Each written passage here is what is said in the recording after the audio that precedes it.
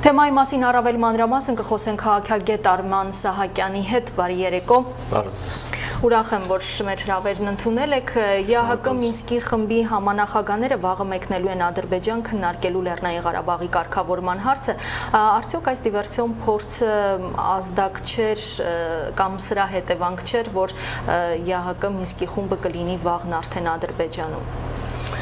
Շնորհակալություն հրավերի համար։ Տեսեք, ուրեմն Ադրբեջանը այս դիվերսիոն գործողությունները իհարկե նորություն չէ, եւ որպեսզի մենք կարողանանք ավելի այսպես համակարգված պատկերացնել Ադրբեջանի գործողությունները, դրանք դիտարկենք իր նպատակների տիրույթում, հա։ Ուրեմն կարելի է բաժանել 3 նպատակի՝ ստեղծված արտաքին քաղաքական կոնյունկտուրայի համատեքստում եւ իհարկե իր երկարաժամկետ ռազմավարության համատեքստում։ Ուրեմն առաջինը կարող ենք առանձնացնել, որ Ադրբեջանն իրականացնում է այսպես կոչված ռազմանավային, հա, դիվանագիտություն, որն իրենից ենթադրում է ուժի ցուցադրություն այն պարագաներում, երբ որ պետք է որոշակի դիվանագիտական գործողություններ տեղի ունենան։ Եվ այս համատեքստում, եթե մենք դիտարկենք, իհարկե Ադրբեջանի գործողությունները կարող են կապ ունենալ ԵԱՀԿ Մինսկի խմբի այցելության հետ։ Այսինքն,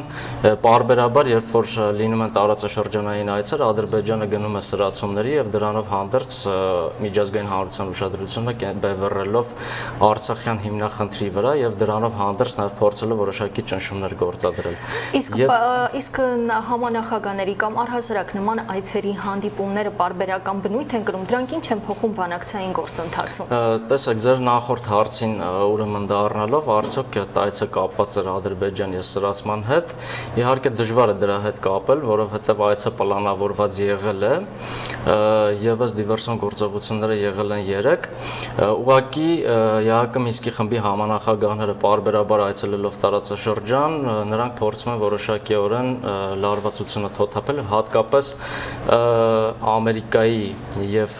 Ֆրանսիայի եւ Արևմուտքի կողմից դրսևորվում է այնպիսի քաղաքականություն, որը թույլ չտա տարածաշրջանում սրացում, որը կարող է որոշակի առումով նաեւ ձեռնտու լինել եւ Ադրբեջանին եւ դրանից օգտվում է նաեւ Ռուսաստանը այն առումով, որ փաստորեն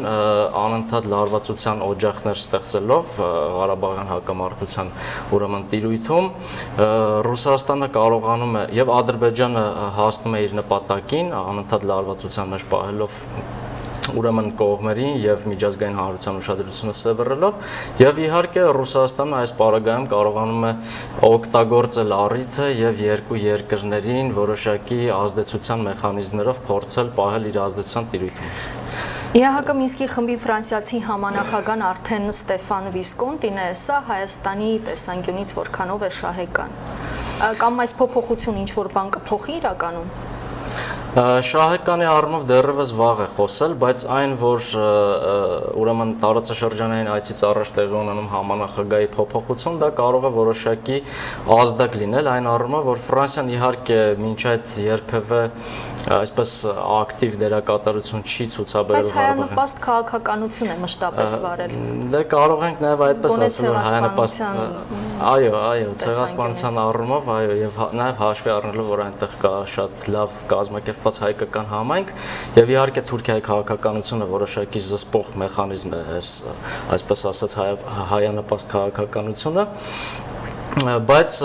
միգուցե Ֆրանսիան փորձում է որոշակի ակտիվ դերակատարություն ստանձնել Ղարաբաղյան հակամարտության կարգավորման գործընթացում, որովհետև վերջին շրջանում հատկապես Վիեննայի ուրեմն հանդիպումից հետո տեղի ունեցավ Սանկտ Պետերբուրգյան հանդիպումը, որը որոշակիորեն շեղում թույլ տվեց, այն առումով, որ ուրեմն հետաքննության մեխանիզմները փաստացի Սանկտ Պետերբուրգում կարող ենք ասել, որ փորձեցին տապալել, որովհետև այդ հարցը չընդգրկվեց այնտեղ։ Եվ հիմա միգուցե Ֆրանսիան նաև փորձում է այս դերակատարությամբ, այսինքն նոր փոփոխվող դեմքով որոշակի ազդակ հղել, որ իրենք փորձում են ակտիվ դերակատարություն ստանձնել եւ թույլ չտալ, որպեսզի հակամարտության այս զոնայում որոշակի ակտիվացումներ լինեն եւ սրացումներ լինեն։ Եվ պետք է նաև հիշենք նախկինում Շարպանտիեի հայտարարությունը, որ ուրեմն Պետերբուրգի հանդիպումից հետո Ֆրանսիայի դեսպանը Հայաստանում հայտարարեց, որ իրենք պատրաստվում են նորից կազմակերպել Սարգսյան-Ալիև հանդիպում,